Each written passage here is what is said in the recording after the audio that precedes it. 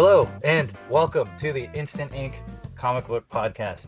This is the podcast where every couple of weeks we get a new guest in and we'll create a whole new one-page comic together.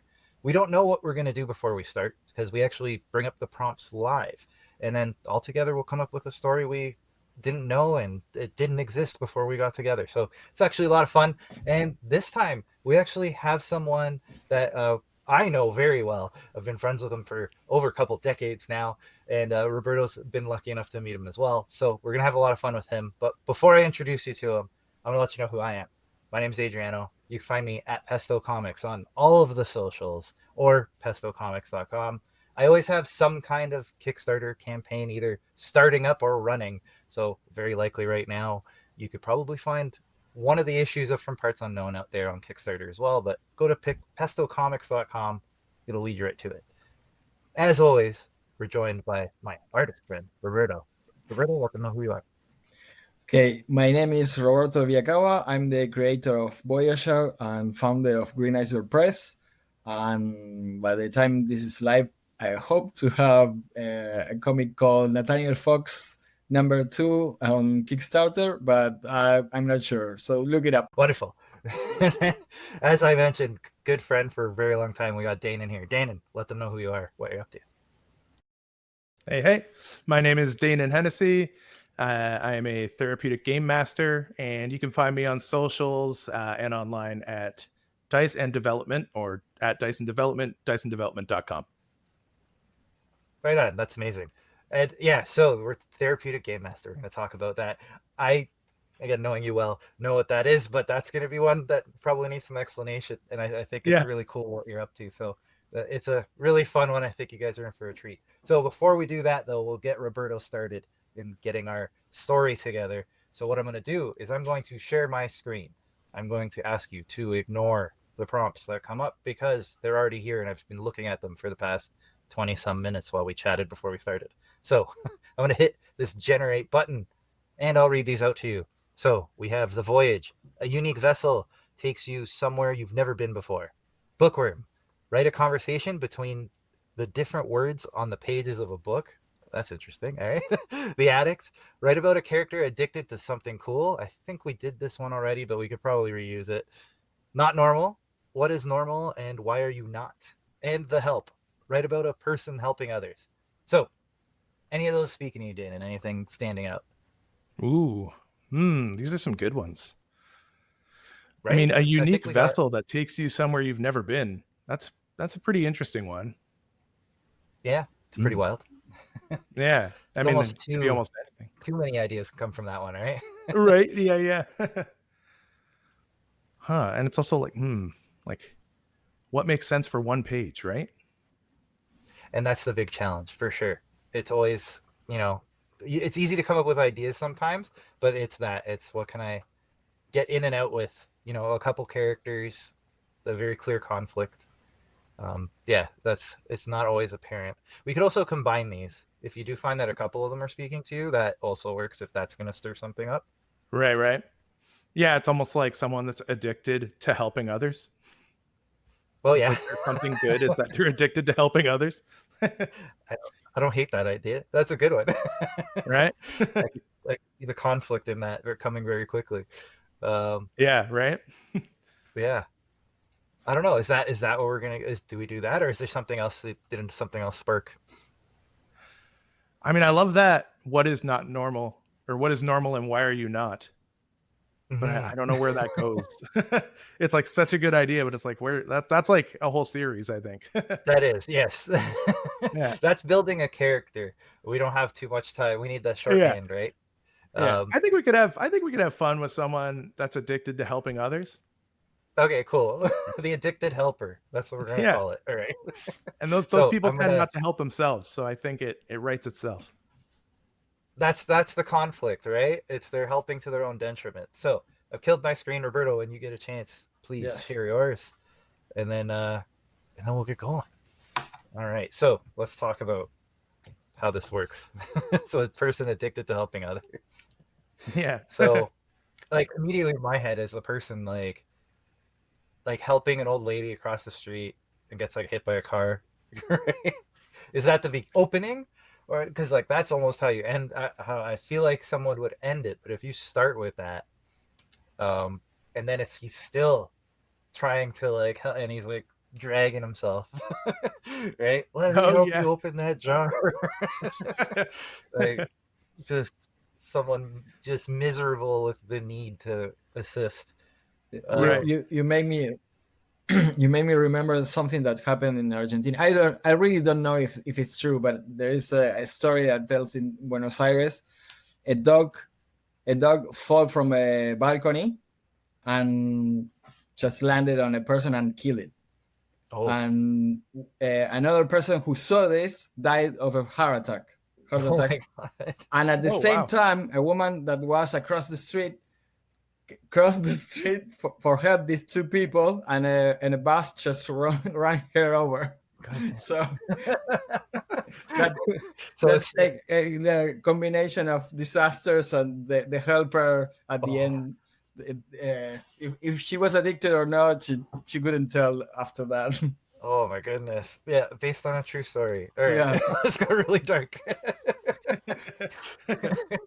Oh, oh, okay. Okay. So with that, let's try to not make it too miserable. Yeah. I feel like it's got to be a little bit Looney Tunes, right? Like the person gets hit by a car, but they're not like, they're okay. They're just in a Right. right? They see stars, not Yeah, the not classic. the end. Um, okay, so how do we do that? So one of the things that helps, at least I find, is if you try to do it from the end to the beginning, and then you try to think how many like panels you're gonna have. So like 5 is kind of like a standard, but you can grow or shrink based on where the story's going. Right. Okay. So So then the I question is, what are they dragging themselves to? I yes, guess, right? yeah, exactly, right. And it's got to really, if we're gonna start with a car accident, it needs to be something really either really big or really stupid, right? Yeah. Like I really, almost envision like they're crawling and like we're getting like some sort of interior monologue of like, oh, gotta go help that other person there. And they're like dragging their legs, and then they get there just in time to like put the last quarter in like the newspaper machine or something so that person can get their newspaper. I like that. I like that. So it's like, okay, so that's a good ending.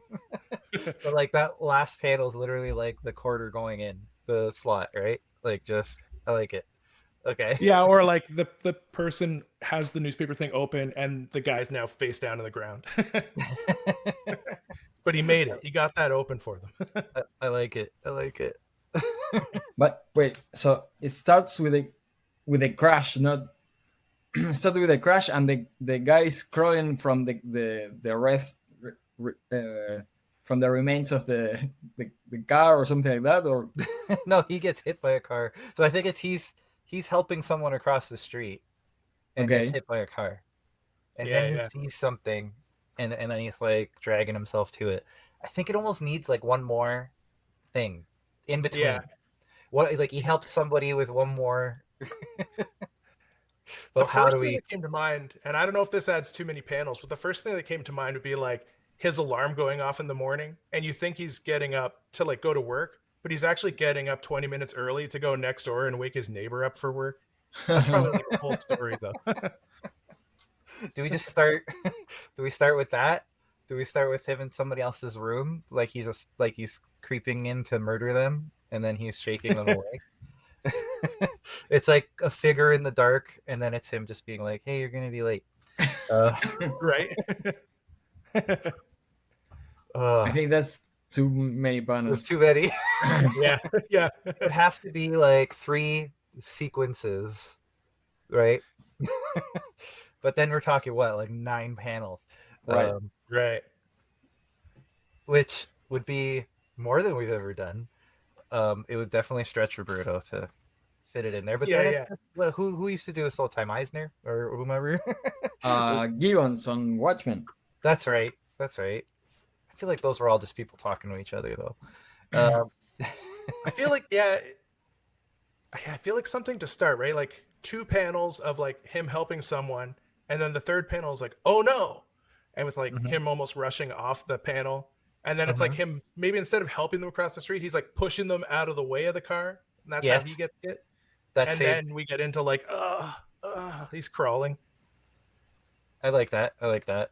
Okay, so where does this all fit? Um, so we know that the first is it the first three that he's running off to. Like, I like the shorthand there. We're getting to my level of drawing right now. uh, yeah, that works. Just to get the idea. Yeah, exactly. Yeah. And then the next panel is like him like in the air getting hit by a car, and then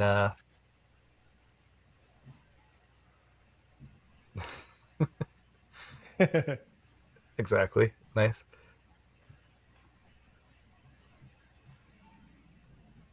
We've never done this like so actively. It's interesting. Usually it's we talk the story out and then Roberto does his thing, but this one I feel like there's too many visual gags here. Yes. We need to work it out. And then he's on the ground like beaten, but he sees something again. So it's kind of a repeat, right? Yeah. But, You need but like a now he's second like, catchphrase. Oh my. yeah, we can do that too. I like it. I like it. Right? You just constantly reinforce that, where it's like, oh my god, what now? Oh my god, what now? Yeah. Oh, the first one could be the classic, like he's up in a tree getting a cat. Oh yeah, okay, that works. And then he's already outside. Yeah, right? Yeah. As much as I would love to see that stalker waking up his neighbor, but we need a few more panels to explain how he gets from the bedroom to outside.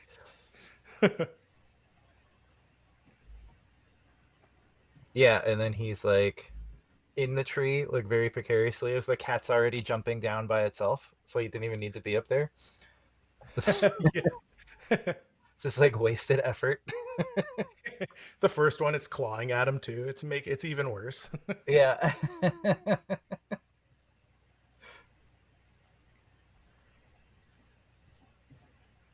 Perfect. And then okay, so now he's on the ground and he like sees. Is it him like running over with his hand in his pocket?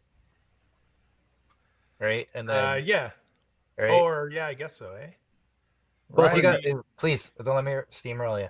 No, I'm just wondering like he's got to understand that that person doesn't have enough money for what they want to do. Right? So Mhm. maybe they're like they're at the thing and they got their hand in their pocket. Okay, yeah.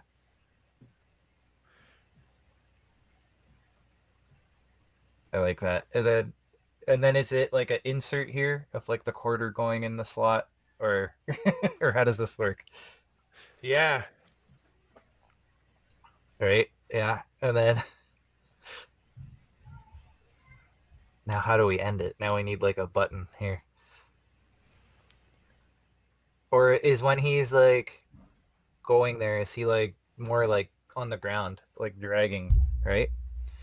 Instead of Yeah, standing, like like we he's need that panel of like where his, almost like the classic cartoons where his legs are like accordioned and he's like dragging himself. yeah. He's like on the ground doing the military crawl because his legs are shattered.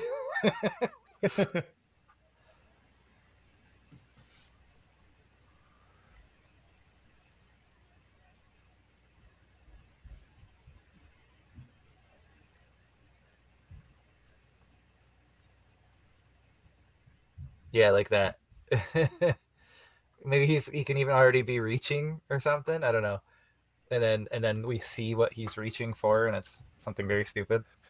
Oh Right? yeah, I guess you cover it with dialogue too. Like he's crawling, but his dialogue could be like, "Wait, I got you." Yeah, exactly. Like, Give like a little bit of a hint as to what the hell he's doing. Yeah, yeah. yeah, like that.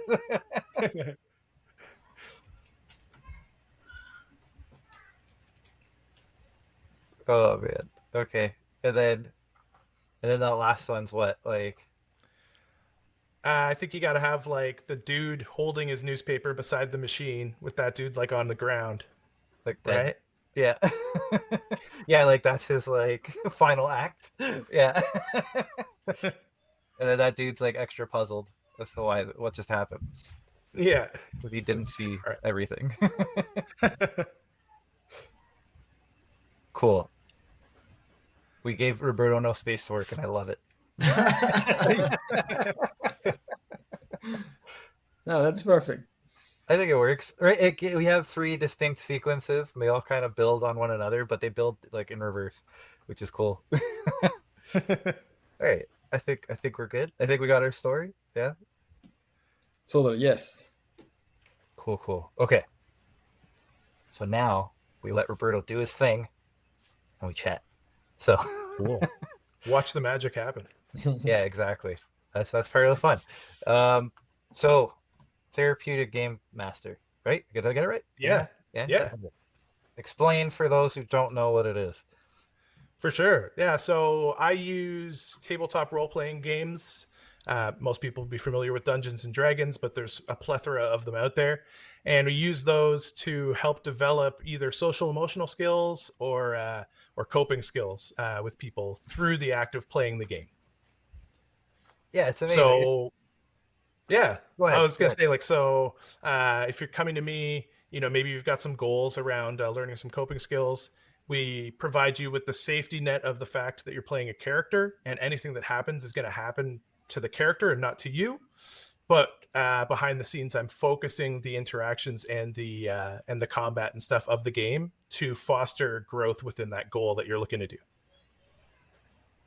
Yeah, it's something so like unique that like the first time you told me, my mind was kind of blown by it, right? Because it's like you think it's something so innocuous and something so like it's you're doing it for fun. It's sure it's a stress relief or an anxiety relief, but you don't think anything beyond that, right?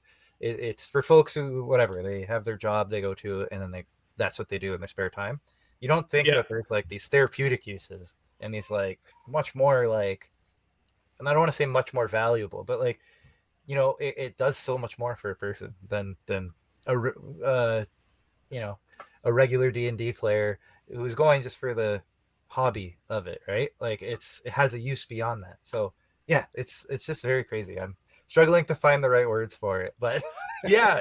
Well, I mean, it was quite a journey, like discovering it. I've been playing D&D or various games like that for years, and then I had an experience where it would actually like the game really sunk in and like hit me really hard.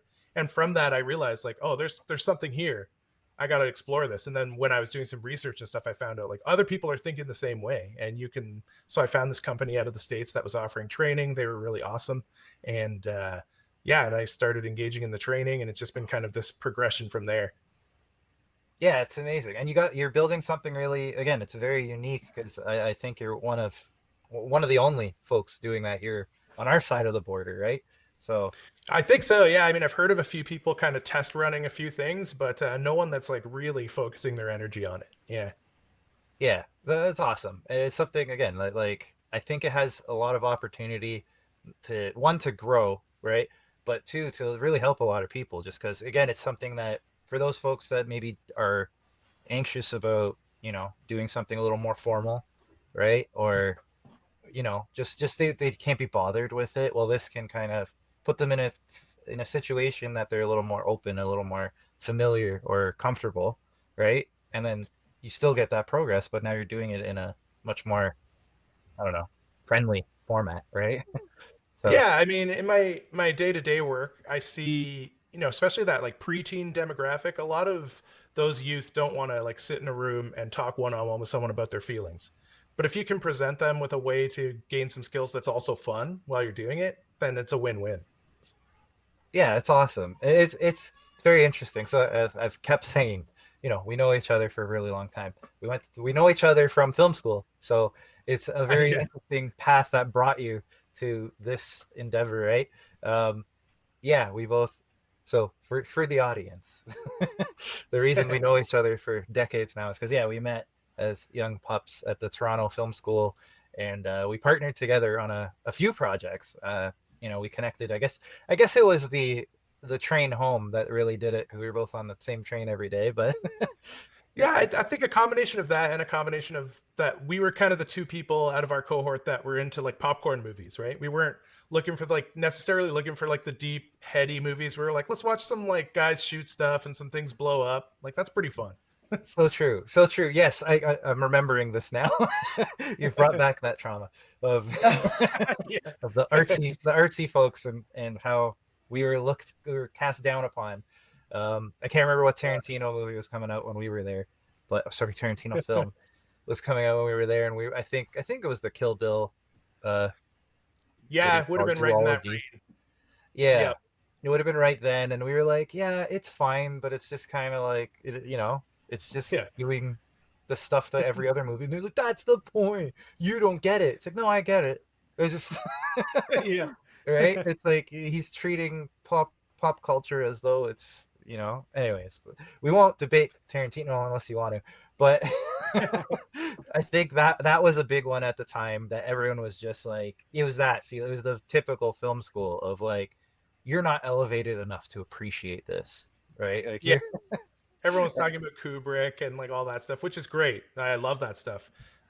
yeah. There's an art to popcorn movies too. So And that was it, right? That was the key thing, that just because something is formulaic doesn't mean it doesn't take effort and skill to do it well, right? yeah, for sure. Yeah. Yeah. We have that conversation on this podcast all the time too, where people will mention that like, oh, movies nowadays are terrible, or you know what I mean? Like they'll go off on a tangent about things just aren't what they used to be. And the point I always like to make is we're in the middle of it, right? So we're seeing the good and the bad now, and nothing is more apparent in that regard than genre stuff, right? Like the popcorn, the pulp, right?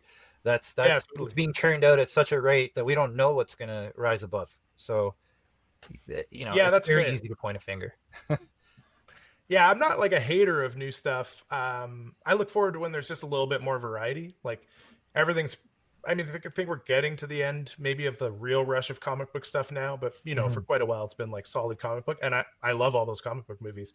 But it's also nice when something else is at the theater, right? I like going to the theater, so it's nice to have a variety of things to go see.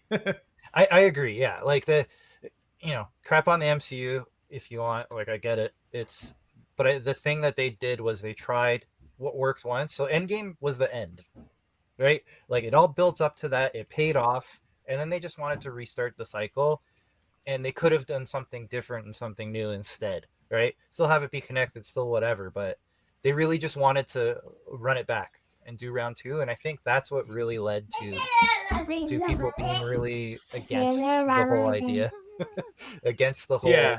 comic book movie thing, right? Because it's just like, oh, even more homework now. Like when it starts feeling like homework, you're gonna lose your people. So I think there's room for comic book movies in that always, just like there's room for westerns and there's room for any musicals, all of that. But maybe it's not going to be as prominent as it's been, and now it's just going to become another genre like anything else. And Yeah, I think that's good, for sure. to your point, right? Diversity is good. but yeah, no. So that's how we found each other. The key thing was that it was one. Yeah, we got to talk on the train. But I think the reason that we bothered to was because we kind of got along in our tastes, and that you have El Mariachi and Clerks in the background there. That's like a very perfect example of that. You introduced me to Kevin Smith, and I'm like a lifetime fan now, or at least from when you introduced me. But yeah, Well, so, and I think you drew my attention to Robert Rodriguez. So yes, and I have the book still somewhere that we passed around the whole class. The Rebel Without a Crew. That was like, oh, so good. yeah, that was the Bible of our film school days. Yeah. It's like, this is how you do it. You do it with no money. It's like a blessing and a curse. It was like, we can do it by ourselves with nothing. Yes. Or can we? No. And we didn't even think like, hey, like maybe we should start applying for grants and stuff, because we're like, no, we're gonna sell our bodies for for money for film. Well, the best part was like we were so into doing it alone that we didn't even tap into all the other people in our class who would have been like, yeah, I want to work on anything. Like, I'll do whatever. Yeah. Yes. We've talked many times about how this all could have gone differently, but I But feel like I yeah, have to share a funny story with your listeners because I know you posted about it at one point how your school turned into a Boston Pizza. yes. Oh, that's I stole that joke from you, but I'm keeping it forever because it's so good.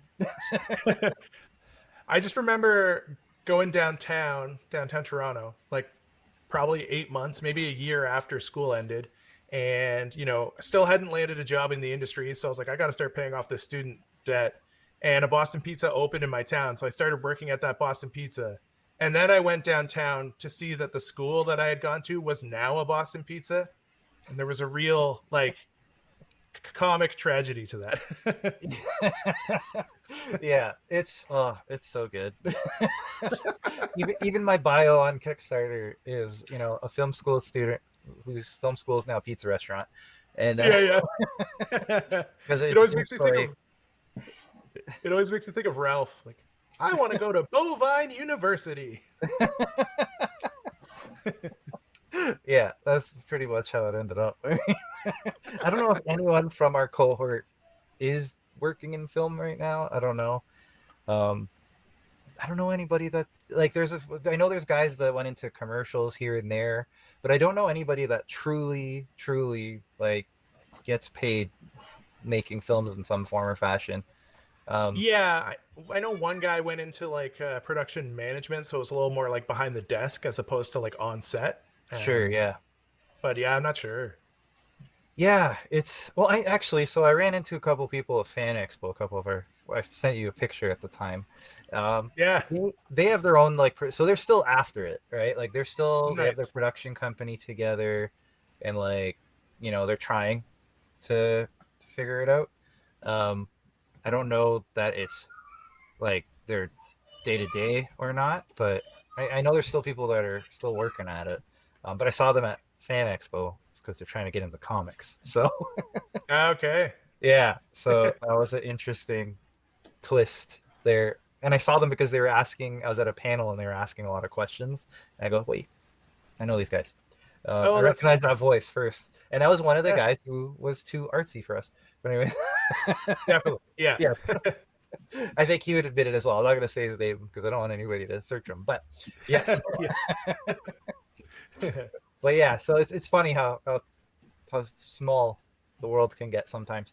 That you run into the same people in different places. But yeah, Yeah. I don't know. It's just I find it very interesting how we still manage to find something creative to do. You know, as this second career kind of thing, right? The day jobs be what they are. Roberto's the only one that's doing it for real. But but yeah, like we still manage to find that outlet. And again, we talk frequently, and that's always been a thing that it's like we always had that itch that it's like you you know, Yeah. Yeah. have Yeah. to It's create, well, have to do kind of something. like our topic. It's like an addiction, right? It's like, no, I have to put something out into the world. Yeah, and I mean you're multi-talented as well, right? Like you can see the drum set behind you. I know that I was a Yeah. big fan of your band back in the day. Oh, yeah. Yeah. Oh, do I Yeah. have the CD handy? I might still have the old burnt CD under my desk because Amazing. I was just doing a cleanup and hold on. This is gonna be really noisy. let me let me see if I can find it. But I did find it. Haha. Oh, amazing. Look at it right there, too. Right there. Can you read it? I don't know if you can read it, but Oh, look at that.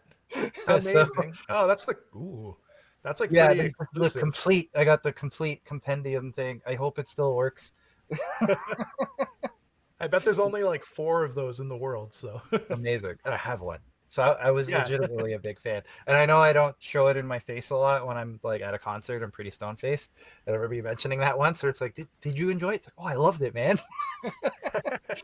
But but yeah, like I know you have many outlets. So I'm always impressed how you're always like putting stuff together and you're always chasing something, which is good. Like you've done a few short films and stuff on your own as well.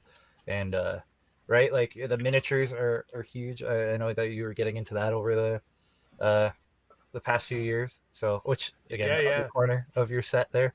Yeah. I know So you it's guys are like, getting yeah, a look right in like the depths of the nerd den here. it's great though. I'm so jealous. Like my set's nothing. So one day I'll get there. I'll have all my nerdy stuff laid out. But again, I'm just impressed with the variety of things that you managed to get into. I For me, it's like appreciate that. write or die, right? So, but uh, I but yeah, I like think a big no, please go. sorry.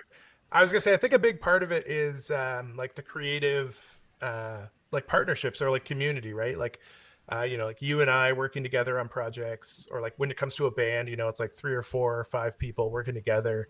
Um, and I think that's something that's unique about tabletop role playing games too. A lot of people think of them as like players versus the game master, but I actually tend to think of them as like a communal story building, kind of like what we're doing on the podcast today. Like we're working together to put a story together.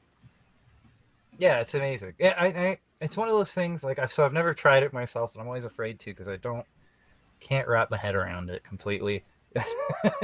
Right? Just the for me, it's like the structure is a big deal, and I know that's kind of what the game master is for, right? Is to provide some semblance of structure for the game. Yeah. Um, but still, I've always been like, I don't know. I don't know if I have the fortitude to stick it through a game, but but I appreciate it. I can see why people are really into it. And again, yeah, it's just I'm always impressed how you have so many different interests that you follow like so thoroughly, right? Like you're when you seem to do something, you actually like figure it out and do it, you know, rather Oh, than like folks who dip their toe in everything. Like you're a true jack of all trades in the good way, right? yeah, that's very kind of you. Yeah, yeah. So Yeah, I and like to stay busy apparently. So no, it's good though, right? Like you're constantly staying active and on top of things. So, and you have the beautiful space behind you to do it. But, but yeah, with that, like, so is there anything else that you like? I imagine your schedule is full. Is there anything else that you have your eye on? Is there anything else that seems interesting to you that seems like an avenue you're going to go down or anything like that? well, I mean, as I get more into running games and tabletop games and stuff like that, I think it'd be really cool to actually write out like a game. Uh, y- you can use the mechanics from some of these popular games because like the basics of those mechanics are sort of out in the public domain, Mm-hmm. and then you can craft your own adventure or kind of whole setting within those mechanics. So that's something that I think would be really cool to do down the road. Amazing. Yeah, and I know that like what is it, Wizards of the Coast or whatever is like a Yeah. huge like uh they're causing problems, right?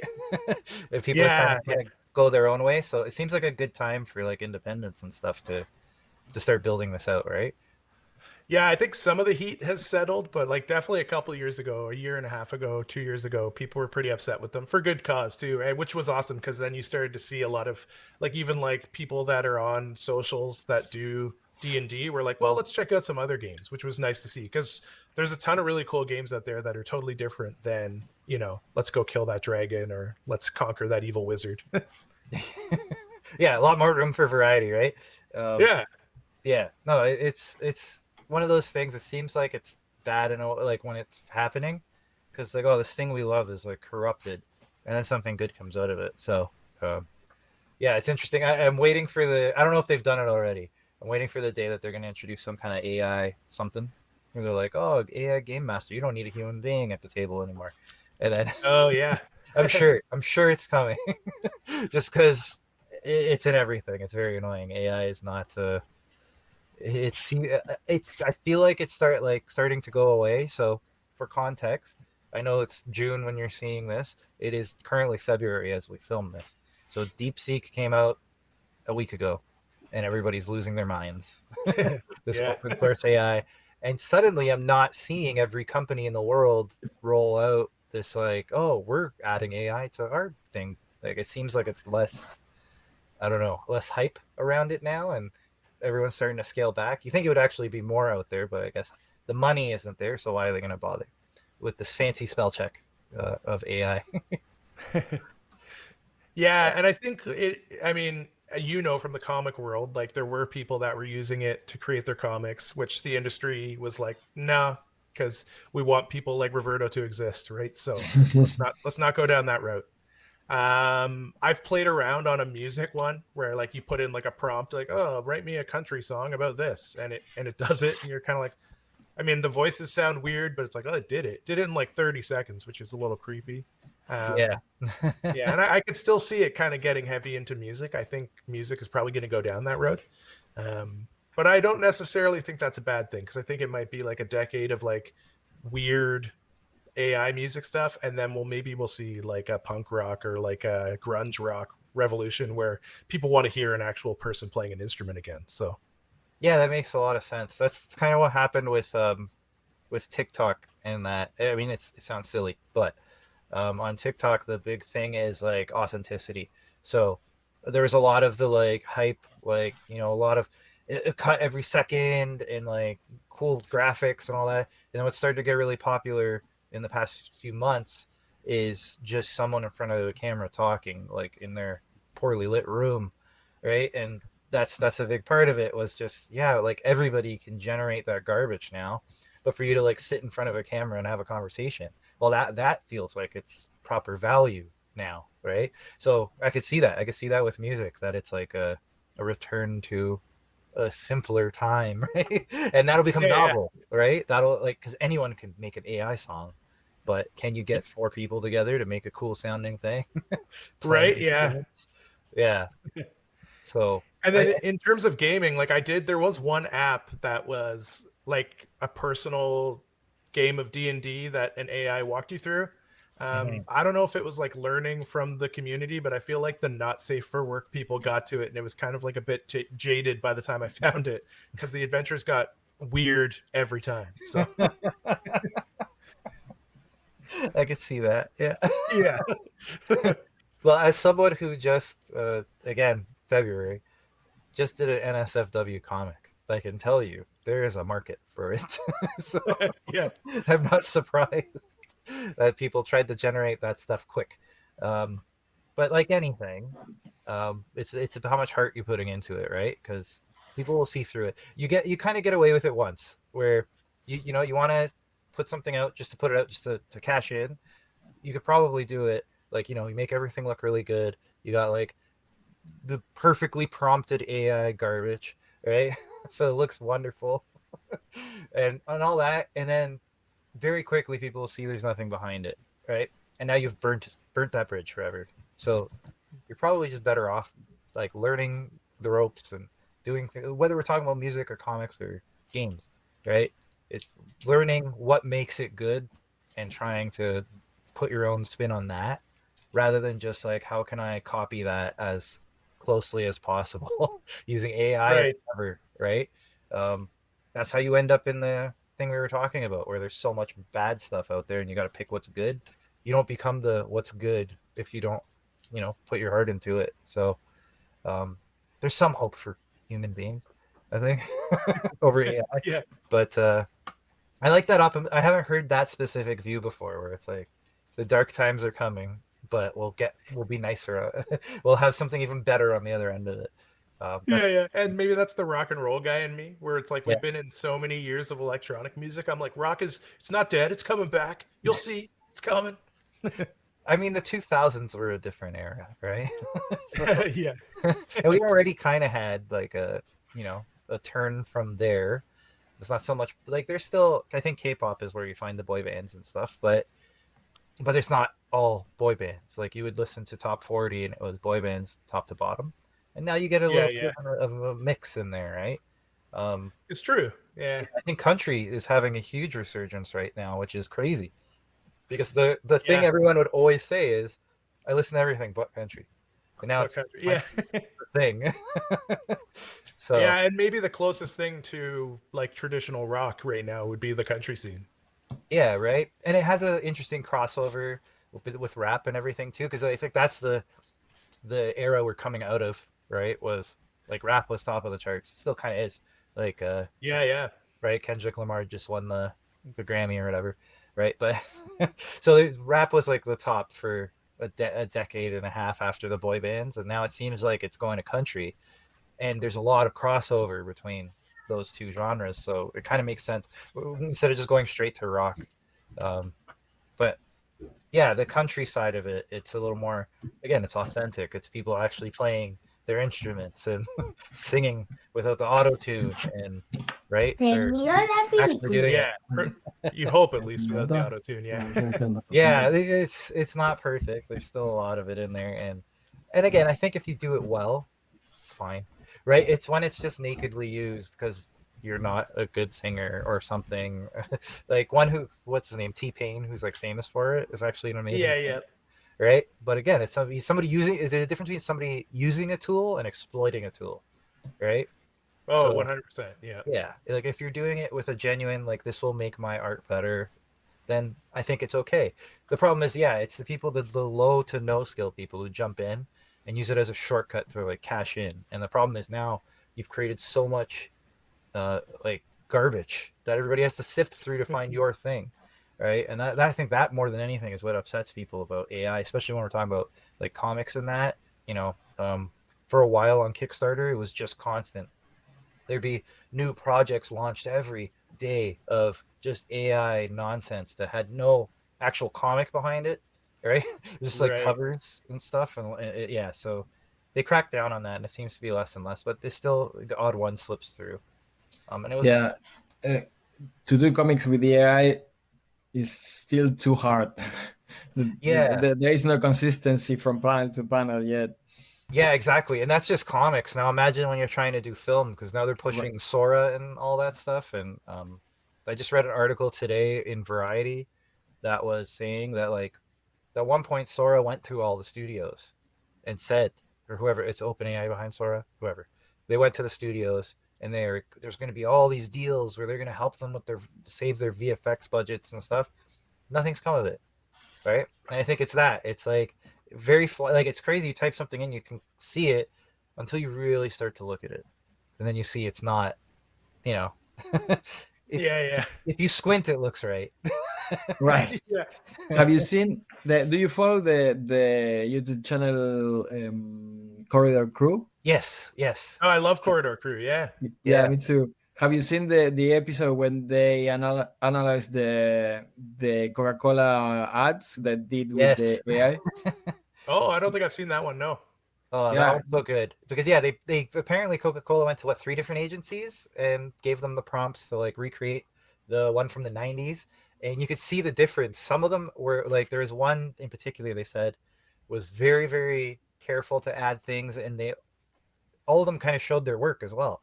So there were the studios that just like, yeah, this is what we prompted and this is what came out, right? So it was like trucks like floating and like weird stuff that like just didn't look right. But there was one that it looked amazing, and it was like, well, yeah, we used it as like the foundation, and then we added this and we removed that and we corrected everything, and it's like, okay, like still don't love it, but if at the end of the day it's getting you to a result that's a human result, like that you've actually put thought into, then it makes sense, right? So I don't know. Yeah, yeah. The world we're stepping That's. Oh, into, I should but go check that episode out for sure. yeah, it's great. I thought you were going to mention the one where they got in all the trouble for doing the AI anime. It was like Oh, rock Oh, paper yeah, yeah. scissors, and like people lost their minds on them, and understandably so, because again they were kind of quick on the AI thing. Like it was announced and they made their film like within a couple weeks, and we're selling it as like this is the future of animation. So that was like at the height of anxiety, of AI anxiety. And then they came out with Yeah. like here's how you do it, and they shared their code and everything. Yeah, So that's the good thing about those guys. They're really upfront about everything, right? Like even all the deep fakes that they've done, and you see the end result and you're like, wow, that looks amazing. But then they're like, yeah, yeah, but this is how it happens. You're like, oh, okay. yeah, exactly, right? The animation world is very interesting. I don't know how or when we're gonna do it, but I've always like I know you too, Dana. I've always wanted to do like a claymation film. Oh yeah. That's the dream. Yeah. That's the dream. I don't know how or when that's ever gonna happen, but I'd still love to do it. In my head, it's like we're gonna do it, and we're gonna win the like short film Oscar for it, and Right? Yeah. like I'm convinced. I'm convinced it's gonna happen. I don't We have just any need doubt in. that's big enough to set up like a table that we can then leave for about 5 years. Yeah, right.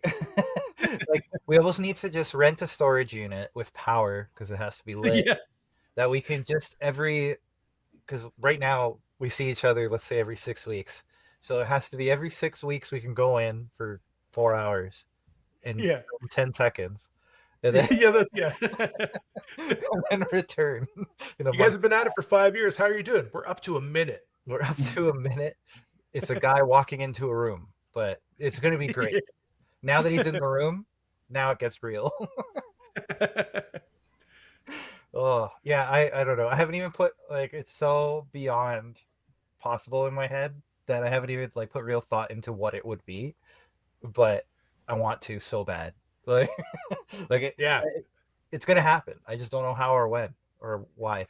But Like every time a new Aardman movie comes out, I'm just like, yes, like the spark is reignite. Yeah. And I'm just Yeah. like, oh yeah, 100%. that's how you do it. I could do this. It's like I see what they did there. I could replicate that. Yeah. I don't know. I don't know how we're gonna do it, but we'll figure it out. I feel like maybe there's like some kind of government grant that we can get. There has to be, right? That'll pay for the storage unit because it'll have to exist. It'll have to be like in between us on the 400 Yeah. or something, right? Yeah. Yeah, we just have to we just have the setup with the camera that's left there in the unit. I've dreamt about this. It's a real thing. But yeah, people at the National Film Board, if you're listening, call us. No. Yeah, we have an idea. Please give us money. We would like to get started. What's your idea? An animation. Okay. Yeah. Yeah, we're gonna do it. Right? Like the Aardman movies. Yeah. Just like that, but us doing it with no experience. I still It's cool. Mhm. I bought they have like a Wallace and Gromit collection on DVD. Okay. And in the bonus features, it has a bunch of stuff that Nick Park did, like even when he was a little kid, just messing around. Some of it's like really amateur, like a worm made of Play-Doh moving around. Sure. But you can see like him progress over the years and figure things out, and it gets a little smoother and a little slicker. It's like, oh, okay, it was fun. Nice. Yeah, man. I don't know. We have to get there. We have to figure it out. I'm gonna start looking in the grants. We're gonna do it. There you go. Yeah. Get your script going, right? Yeah, exactly. I'll start sending them to you, and you can reject them one after the other. Be like, this doesn't make sense. This is too ambitious. Because much like this, it would have to be relatively simple, so it can be done within our lifetimes, right? Yeah.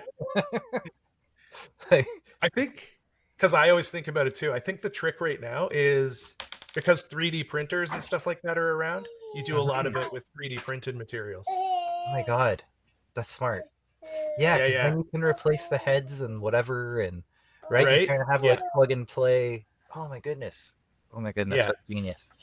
And you can even print out like the skeleton, like the armature that you build the body on top of. Like, no more weird like wire, right? Yeah. Because like I've done the models and stuff. Like I've done a lot of like, and I've attempted it. I'm like, oh, I'm gonna do claymation, and then it doesn't look right. And then you throw it in. Yeah. You're like, I'm not even gonna salvage this plaster scene. I'm done. Yeah, forget it. Yeah. You spend a whole day building the little wire skeleton, then you put the plasticine around it, and like you try to make it wave, and the arm's just like, yeah, damn it. That's it. And they just give up right there. No, we're gonna do it. I've decided. So I don't know how or when, but it's gonna happen. But we have an art director here too. We can get someone to make sure that we're not making something ugly. You've done like short films yourself, right? Yes, I did. I did one with the script of a friend, and then I did another one just from scratch, but I don't have any copy of them. Lucky for me, because they weren't good. I learned things, and I'm proud of certain things inside those shorts, but they are not not enjoyable to watch. Not for public consumption. No. Well, I I think we. Sorry, go ahead. I did there was one scene that was like in a disco. There was a couple dancing, and so, but I didn't have I didn't have money, not even to pay the ticket for go to any disco and film there. I just did it on a theater that was like the stage was all black. Instead of filming, I did like a montage of still images, and a lot of friends like posing like they were dancing, and just I did some. Well, I cannot show it or put it on online because I put music that I don't have the rights to. But Oh, sure. Yeah, but yeah. I liked it, the end result of the montage. It was fun. Well, sometimes that's what it's all about, you know. Just you learn something out of it, even if it's not the thing, right? Mm-hmm. Yeah. Yeah. It was a really great learning experience. That both shorts. Yeah, that's cool. And then, so you have, I think we talked about it on a previous episode. You have the IMDb page as well, right? So, Yeah, but Oh, nice. that's not because of my shorts. I participated in a short from a friend, and